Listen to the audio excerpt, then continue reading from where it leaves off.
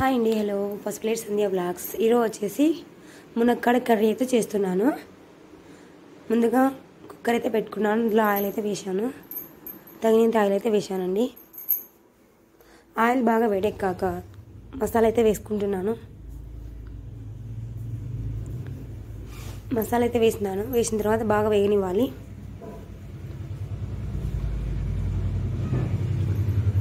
ఈ విధంగా వేగనివ్వాలండి. తర్వాత ఉప్పు, పసుపు అయితే వేసుకోవాలి. తగినంత వేసుకోవాలి. నేనైతే తగినంత వేసాను.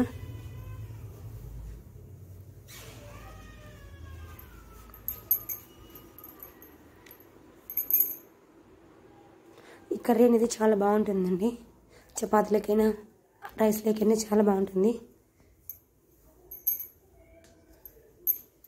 తర్వాత కొద్దిసేపు అయితే మూత అయితే ఉంచుకోవాలి. తర్వాత కందిపప్పు అయితే వేయాలి కడిగి.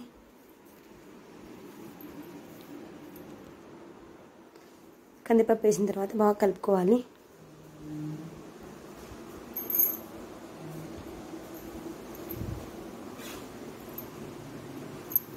తర్వాత వచ్చేసి డ్రమ్ స్టిక్స్ వేసి మునక్కాడలు అయితే వేసుకోవాలండి.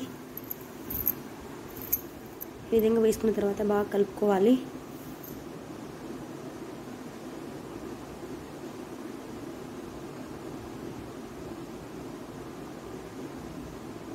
ఈ విధంగా కలుపుకోవాలి. కలుపుకున్న తర్వాత కాసేపు అయితే మూత అయితే పెట్టుకోవాలి. ఎందుకంటే పచ్చివాసన అంతా పోవాలి కదా, కాబట్టి కాసేపు అయితే మూత పెట్టుకోవాలి ఆవిరి వచ్చేంత వరకు.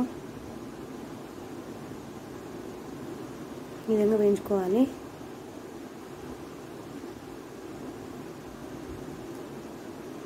తర్వాత వచ్చేసి 1.5 గ్లాస్ వచ్చేసి వాటర్ అయితే వేసాను. నేనైతే మీడియంగా అయితే చేశాను. ఎక్కువ పులుసు లేకుండా మీడియంగా అయితే చేశాను.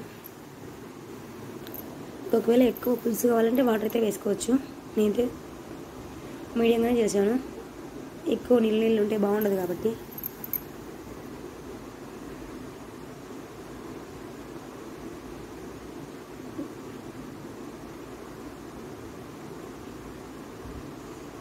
తర్వాత వచ్చేసి 3 విజిల్స్ అయితే పెట్టానండి.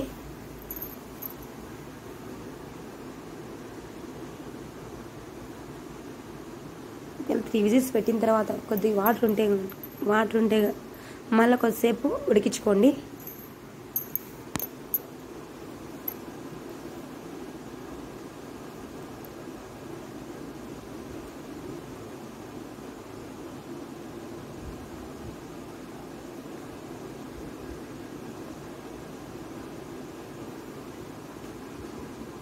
త్రీ విజిల్స్ అయితే వచ్చాయని అయితే ఫైనల్గా అయితే ఈ విధంగా ఉంది.